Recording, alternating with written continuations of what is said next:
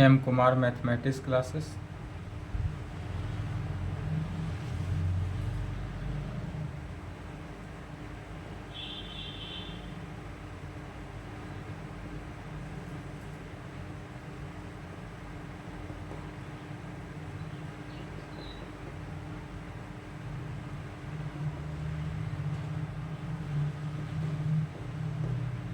Season 21 से 24, lecture 1, paper 7, groups.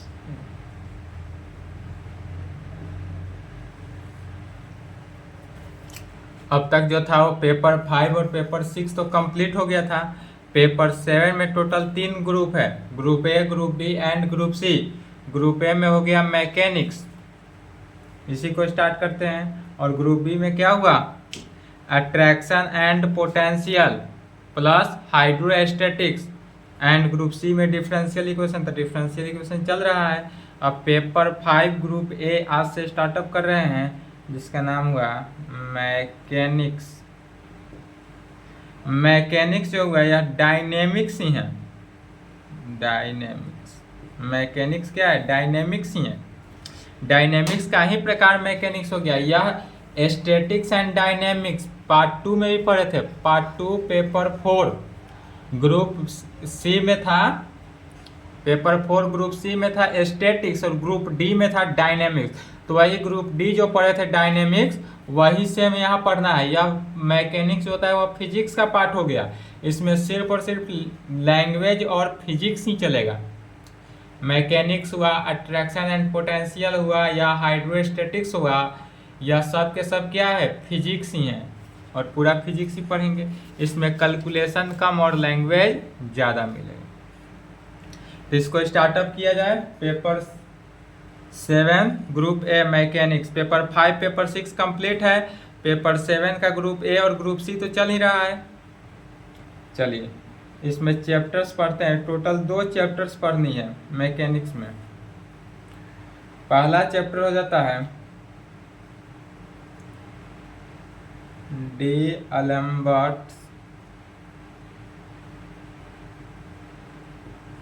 Principal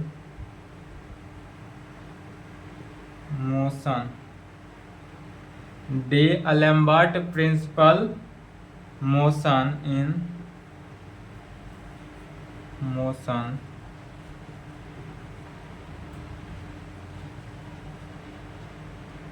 into dimension। D'Alembert principle motion into dimension, motion about a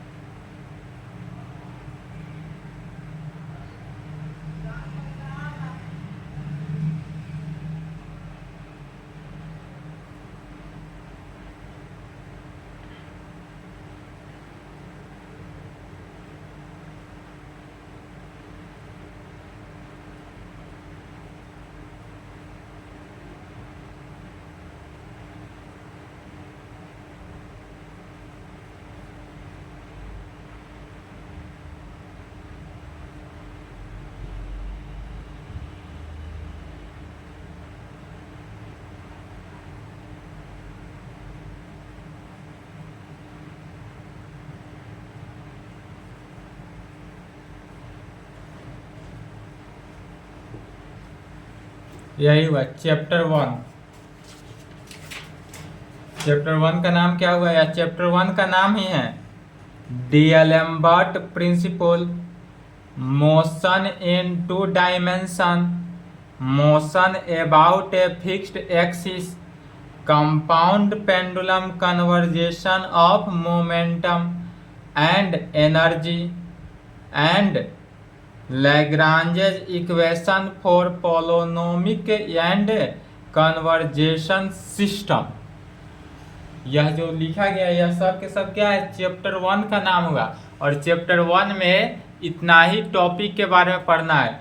सबसे पहले पढ़ेंगे किसके, डीएलेम्बर्ट प्रिंसिपल क्या है, फिर मोशन इन 2 डायमेंशन में क्या है, motion about a fixed axis क्या है, कंपाउंड पेंडुलम क्या होता है, कन्वर्जेशन ऑफ मोमेंटम क्या है, एनर्जी क्या है, Lagrange's equation for holonomic and conservation system क्या है।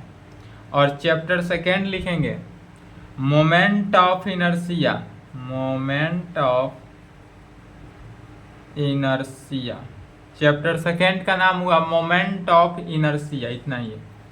यह moment of inertia physics 11th class के फिजिक्स में पढ़े होंगे, 11th या 12th में, शायद 11th में ही पढ़े थे, देख लेंगे, याद तो नहीं, 11th या 12th में पढ़ा गया था फिजिक्स का चैप्टर नहीं था वहाँ पर मोमेंट ऑफ इनर्शिया, तो वही है यहाँ भी मोमेंट ऑफ इनर्शिया, सेम है, कोई अलग नहीं है। जो वहाँ पढ़े थे सेम यहाँ भी पढ़ना है।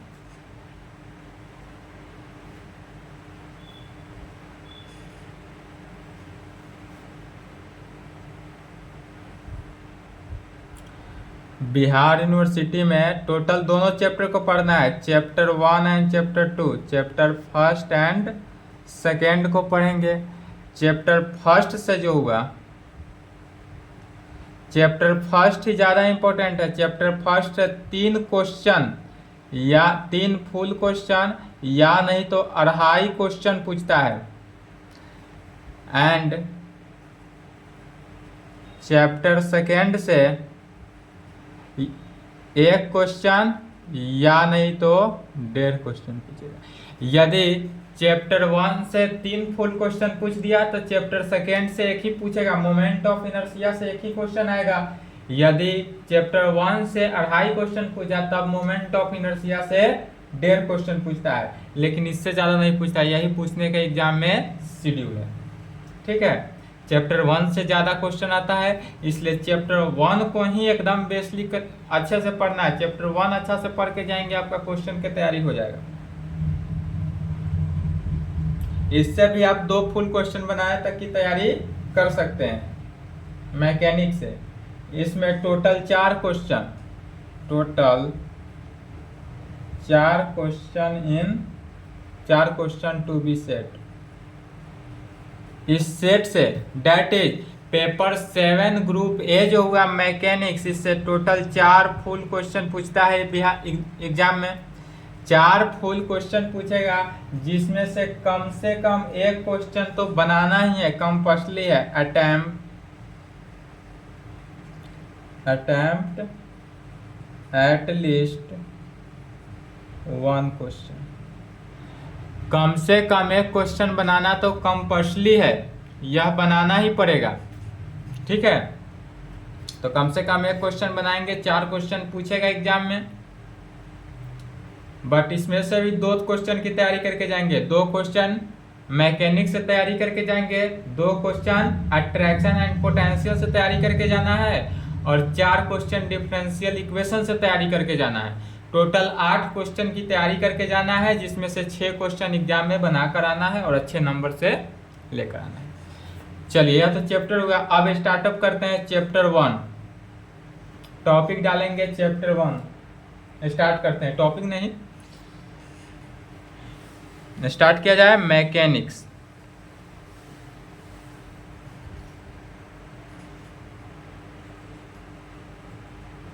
चैप्टर 1 पहले स्टार्ट हो रहा है, चैप्टर 1, तो इसका नाम लिख लेंगे। एक बार मेहनत करके लिखना है, D'Alembert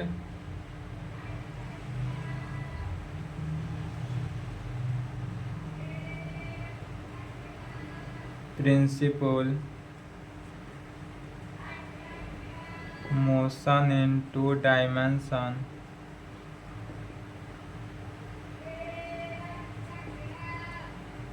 motion about a fixed axis motion about a fixed axis compound pendulum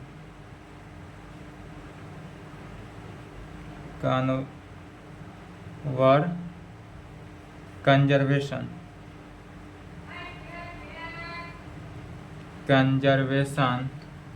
of momentum conservation of momentum and energy and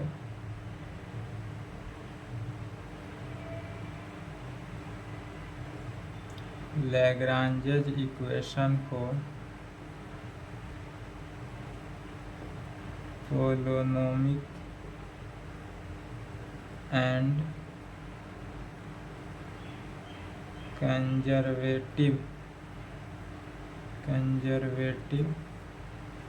system.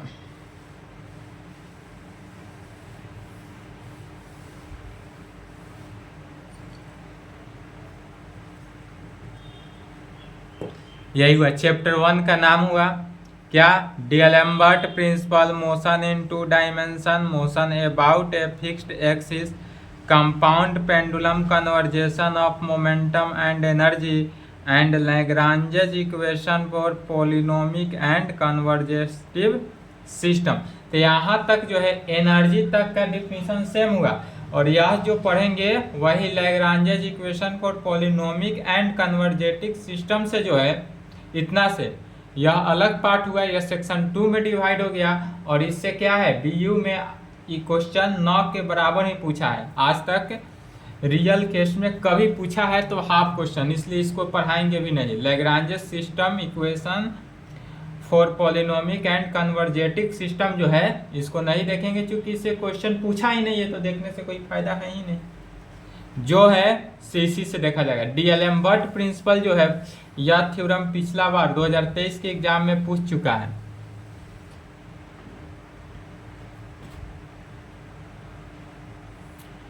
चलिए इसके लिए पहले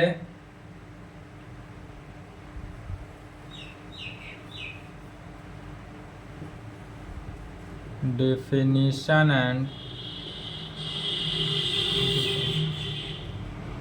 इस पे डेफिनेशन एंड रिजल्ट देखते हैं।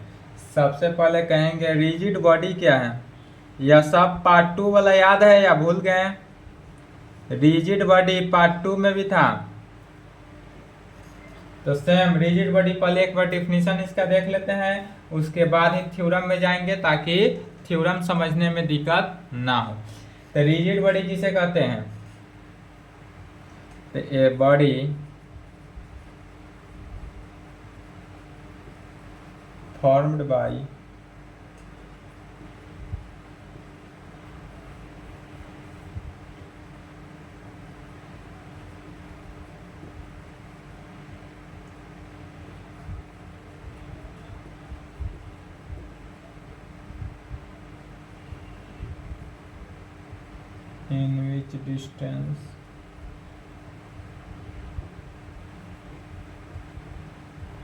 in which distance between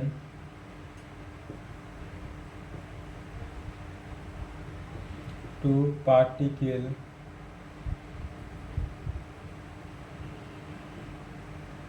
does not change is called rigid body. Rigid body किसे कहते हैं, तो रिजिड बॉडी का डिफिनीशन हुआ a body formed by material particle, यदि कोई मटेरियल पार्टिकल के बॉडी को फॉर्म्ड किया जाए किसमें, तो डिस्टेंस बिटवीन टू पार्टिकल, यदि दो पार्टिकल ले ले, यदि मान लेते हैं यह दो पार्टिकल हैं, यह पार्टिकल 1 हुआ, यह पार्टिकल 2 हुआ, दो पार्टिकल है। अब इस दोनों पार्टिकल के बीच का जो डिस्टेंस है वह does not change is called, इस दोनों के बीच का डिस्टेंस चेंज नहीं होना चाहिए, माने कि यह दिस इम्प्लाइड वर्ड इम्प्लाइड भी कर सकते हैं। यह जो है पार्टिकल फर्स्ट बॉडी का पार्टिकल जो डिस्टेंस फर्स्ट बॉडी यहाँ से तय करके गया सेकेंड के पास वही सेम पार्टिकल अगर यहाँ पर गया, जाने में यदि 1 आवर का समय लगता है तो यहाँ से लौट कर भी आने में 1 आवर का ही समय लगता है। डेट इज इसका डिस्टेंस जो है वह सेम हुआ, चेंज नहीं हुआ, उसी का नाम पड़ गया रिजिड बॉडी। और यह रिजिड बॉडी को इस प्रकार से डिनोट करते हैं, व्यक्ति के तुलना में नहीं डिनोट करते। ठीक है,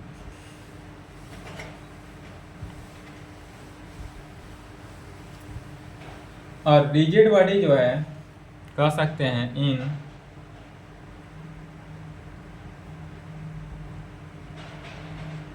in a rigid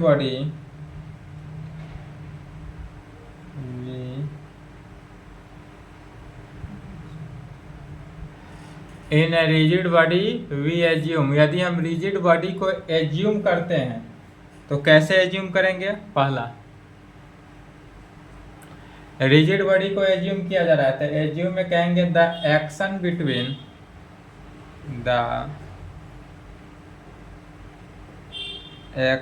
between two particle, the action between two particles act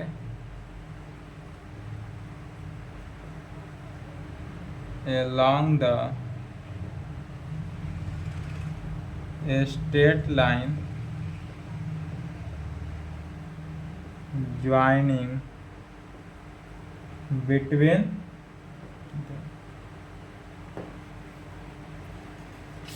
क्या कहा गया? The action between two particle, यानी दो पार्टिकल के बीच का एक्शन को देखा जाए। दो पार्टिकल है और उस दोनों पार्टिकल के बीच का क्या देखा जाए? एक्शन। तो action act along the straight line, यह स्ट्रेट लाइन के बीच में एक्शन को ज्वाइन करता है। वही दूसरा, यह कह सकते हैं कि the action and reaction between two particles are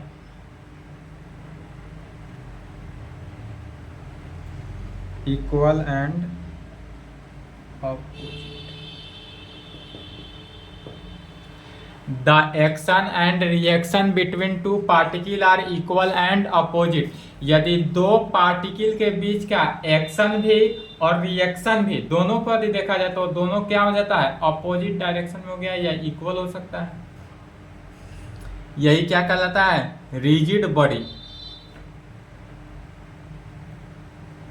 यही हमारा रिजिड बॉडी। तो कभी भी यह रिजिड बॉडी जो है कितने? दो पार्टिकल के बीच का होता है।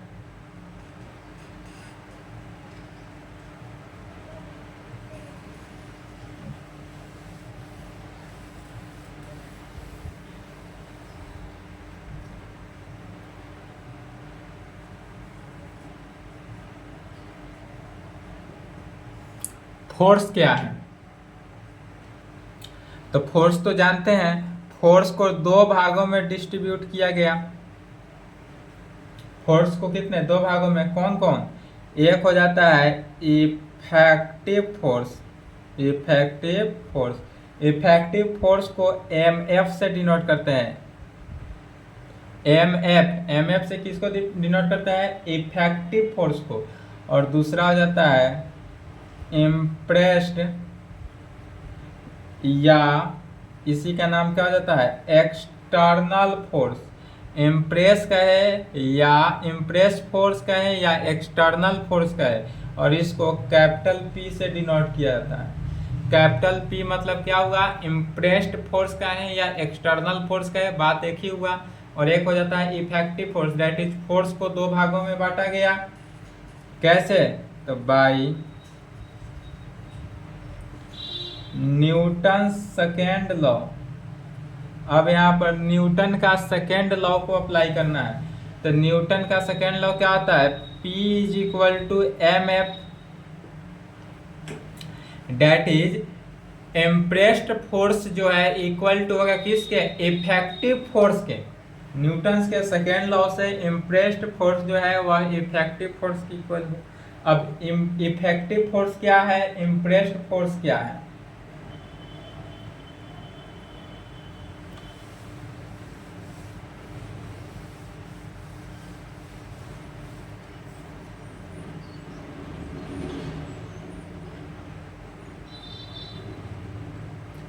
Effective force,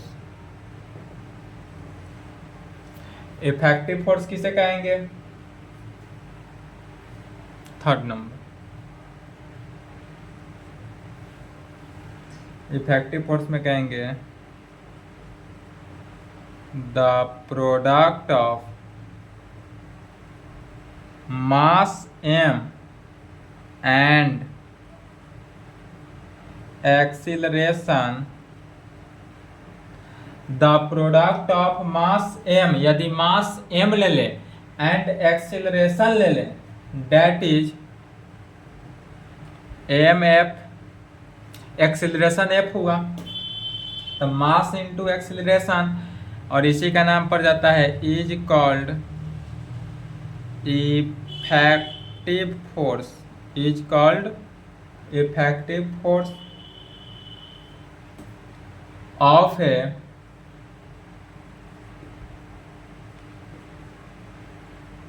particle of mass m। Effective force में क्या कहा गया कि the product of mass m and acceleration f that is mf, माने मास और एक्सीलरेशन के प्रोडक्ट को इफेक्टिव फोर्स कहते हैं। इफेक्टिव फोर्स किसे कहते हैं? तो मास और एक्सीलरेशन के प्रोडक्ट को इफेक्टिव फोर्स कहते हैं। और यह इफेक्टिव फोर्स जो है किसका होता है? तो पार्टिकल ऑफ मास m का, यह पार्टिकल ऑफ मास m का इफेक्टिव फोर्स होगा। फिर इसी में एक और कंडीशन कहा जा सकता है, सेकेंड, सब इफेक्टिव फोर्स का कंडीशन है, यदि जैसा क्वेश्चन कहे वैसा ही रूल को अप्लाई करते चले जाना है। The component of effective force of a particle x y z of mass m parallel to x axis, y axis and z axis। The component of effective force, यदि हम किसी कंपोनेंट ऑफ इफेक्टिव फोर्स की बात करें, the component of effective force of a particle X Y Z of mass m parallel to X axis, Y axis and Z axis are, यह X axis, Y axis और Z axis के parallel होता है। कौन सा? Component of effective force of a particle. इतना अर्थ क्या हुआ? Is equal to m into d2x by dt square, m into d2x by dt square कह सकते हैं, m into d2y by dt square कह सकते हैं, और m into d2z by dt square में कह सकते हैं।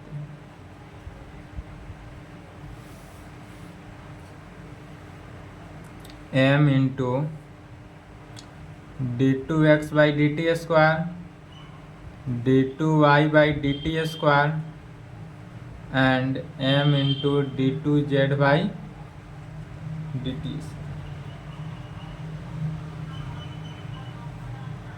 एंड कंपोनेंट ऑफ किसका? Effective force, component of effective force of whole rigid body,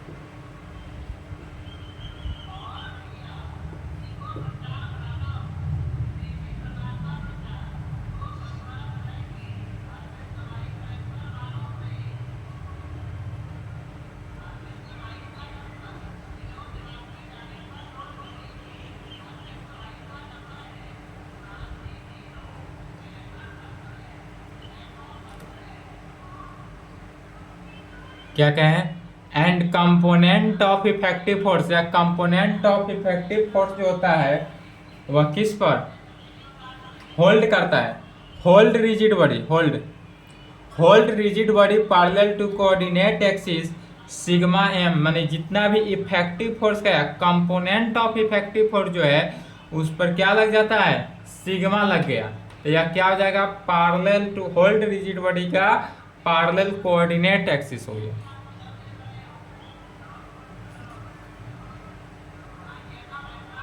third number, if यदि vector R is the position vector, यदि हम वेक्टर आर को पोजीशन वेक्टर ले लेते हैं of a moving particle, of a moving particle of mass m at any time t, if यदि vector r is the position vector, यदि हम vector r को क्या करते हैं, पोजीशन वेक्टर ले लेते हैं, तब उस कंडीशन में वेक्टर r यदि पोजीशन वेक्टर हो तब moving particle of mass m, हमारे पास जो मूविंग पार्टिकल, पूरे पार्टिकल का जो मूविंग मास होगा वह m, वह किस पर, एट t पर डिपेंड करेगा, that is velocity of particle क्या हुआ,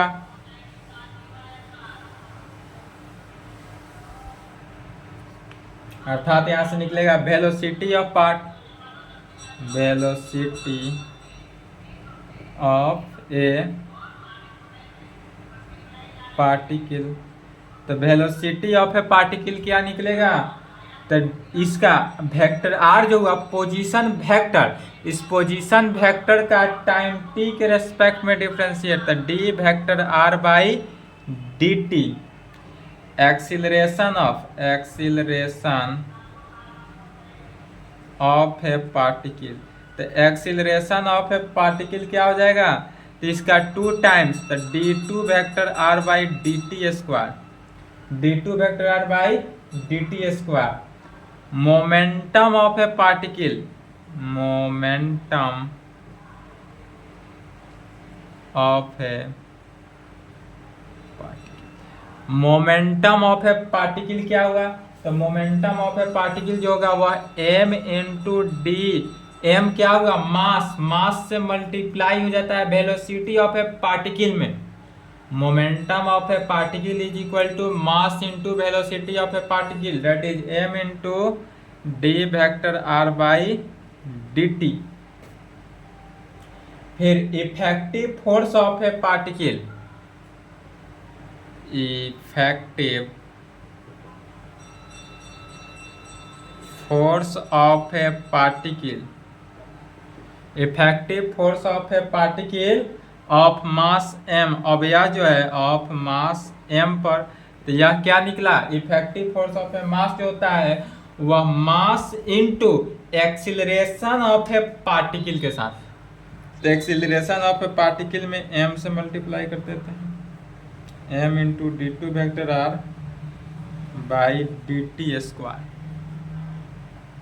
बाई डी टी स्क्वायर, और होता है reserved effective force of a particle क्या है, तो रिजर्व में क्या होगा कि यही effective force of a particle of mass m जो है यह साइन चेंज हो जाता है, तो अब जो होगा वह किस साइन में हो जाएगा, निगेटिव साइन में हो जाएगा, निगेटिव डायरेक्शन, अपोजिट साइड में कह सकते हैं।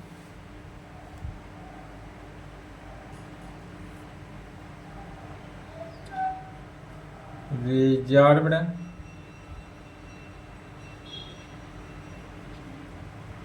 Effective force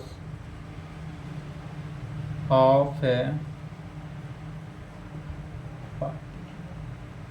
reserve of effective force of a particle क्या हो जाएगा, तो minus m into d two vector r by D T square.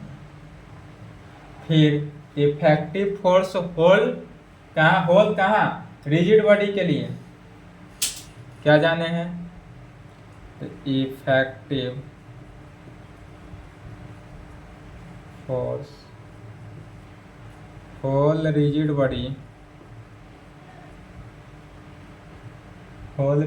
क्या हो जाता है, sigma m into d2 vector r by D T square. d2 vector r by क्या होता है, डी टी स्क्वायर। यह सब याद होना चाहिए। क्वेश्चन में कहे यदि वेलोसिटी ऑफ ए पार्टिकल निकालने का तो यही फॉर्मूला यूज करेंगे। यह सब के सब क्या हुआ, फॉर्मूला हुआ। Effective force whole rigid body का है तो यह वैल्यू निकालना है। रिजर्व्ड इफेक्टिव फोर्स का है तो यह निकालेंगे। इफेक्टिव फोर्स का है डायरेक्ट है तो यह निकालेंगे। मोमेंटम ऑफ ए पार्टिकल हो तो यह वैल्यू निकालेंगे। एक्सीलरेशन हो तो यह वैल्यू निकालेंगे। यह सब के सब क्या हुआ, फॉर्मूला ही निकला। एक और कंडीशन है, कहेंगे सिंस यदि vector r is the position vector, लेकिन यह कंडीशन है, वेक्टर r जो होगा वह कैसा वेक्टर होना चाहिए, पोजीशन वेक्टर होना चाहिए, दूसरा वेक्टर नहीं। और पोजीशन वेक्टर किसका, तो ऑफ ए पार्टिकल, यह जो है पोजीशन वेक्टर होना चाहिए लेकिन किसका, पार्टिकल का। और यह पार्टिकल एक्स वाई जेड जो है जिसका मास क्या होगा, m होगा, ऑफ मास m होना चाहिए। इसलिए vector r is equal to है तो पोजीशन वेक्टर हुआ, तो पोजीशन वेक्टर r क्या होता है, वेक्टर ऑफ ए पार्टिकल से, तो एक्स आई प्लस वाई जे प्लस जेड के में वेक्टर में। अब इसी को t के रेस्पेक्ट में डिफरेंशिएट कर देंगे तो वेलोसिटी निकल जाएगा। एक बार और डिफरेंशिएट करेंगे, एक्सीलरेशन निकल जाएगा। मास के साथ वेलोसिटी के साथ मल्टीप्लाई कर देंगे तो मोमेंटम निकल जाए। एक्सीलरेशन के साथ मास से मल्टीप्लाई किया, इफेक्टिव फोर्स निकल जाएगा। जो कहें वो निकाल देना है। तो इसी को पहले डिफरेंशिएट करना है, तो कहेंगे differentiating with respect to t in both side.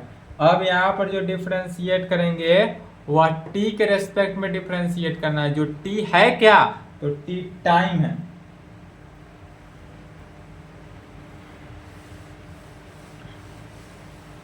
यह सब फॉर्मूला एकदम याद होना चाहिए, बिना फॉर्मूला याद हुए क्वेश्चन नहीं सॉल्व होगा। तो लेफ्ट में क्या हुआ, d vector r by D t is equal to, तो x जो है x का differentiation dx by D t, dx by D t i plus dy by D t j plus dz by D t के में। Again differentiate कर देंगे, again differentiation with respect to t in both side, तो यह जाएगा d2 vector r by D T square d2 x by D T square I d2 y by D T square J d2 z by D T square. बस जो कहे same, जो कहे वो value निकालते चले जाना है और वही हमारा क्या हो जाएगा, आंसर होते चले जाएगा।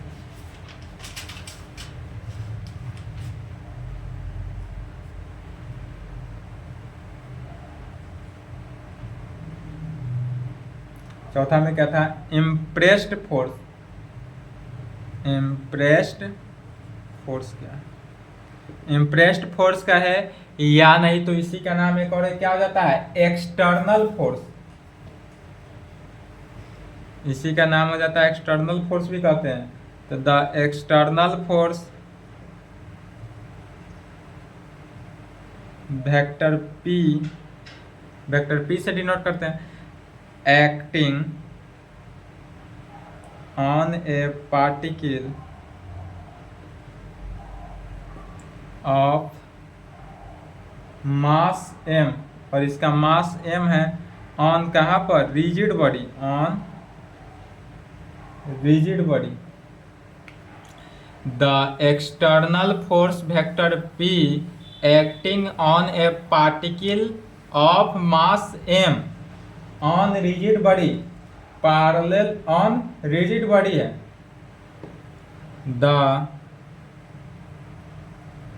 Component of external force, the component of external force vector P parallel to, और यह पैरेलल होगा किसके, कोऑर्डिनेट के, parallel to coordinate axes is denoted by, और इसको डिनोट करेंगे किस चीज से, एक्स वाई जेड से, और यह एक्स वाई जेड से डिनोट हुआ, इसलिए vector P is equal to क्या हुआ, सॉरी इसको कैपिटल से डिनोट करते हैं, denoted by capital X, capital Y and capital Z से, इसलिए यदि वेक्टर P जो है वह कैपिटल के फॉर्म में लिखेंगे, कैपिटल X हो, कैपिटल Y हो, कैपिटल Z हो, तब वेक्टर P जो होगा वह क्या आ जाएगा, XI plus YJ plus ZK, और यह क्या कहलाता है, इम्प्रेस्ड फोर्स का है या नहीं तो एक्सटर्नल फोर्स का, यही हुआ। अब कहेगा कहीं कहीं क्वेश्चन आता है, थ्योरम हो या प्रॉब्लम हो, सभी में कहीं कहीं क्वेश्चन कहेगा कि मोशन का इक्वेशन निकालना है, किसका इक्वेशन, मोशन का, तो कैसे निकालेंगे।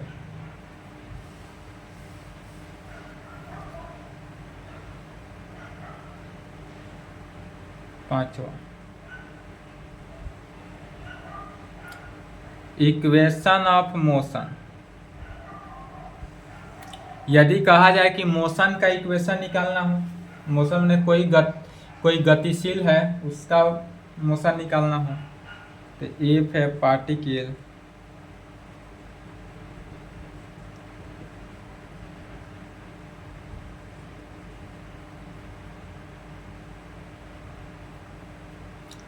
मास m मूव्स करेगा under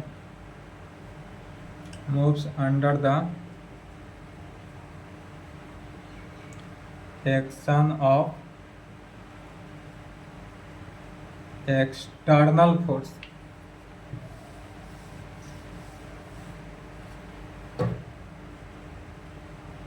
action of external force P X Y Z, then by Newton's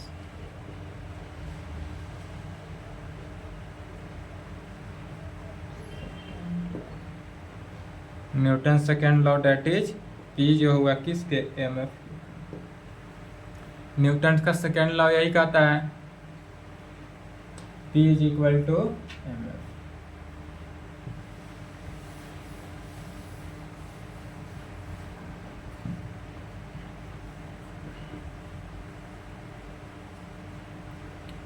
the equation of motion of a particle, the equation of a motion of particle is, कितना हो जाएगा यह particle, तो इसका जो पार्टिकल है यह m into d two x by D T square जो होता है वह किस में, कैपिटल X में, m into d two y by D T square जो होगा वह कैपिटल Y में होगा, और m into d two z by D T square जो होगा वह किस में, कैपिटल Z। बस इतना ही को याद रखना है, और आगे जितना भी थ्योरम है बनाता है, इसके आगे थ्योरम है नेक्स्ट क्लास में देखा जाएगा, ठीक है। यहाँ तक कंप्लीट कर लें।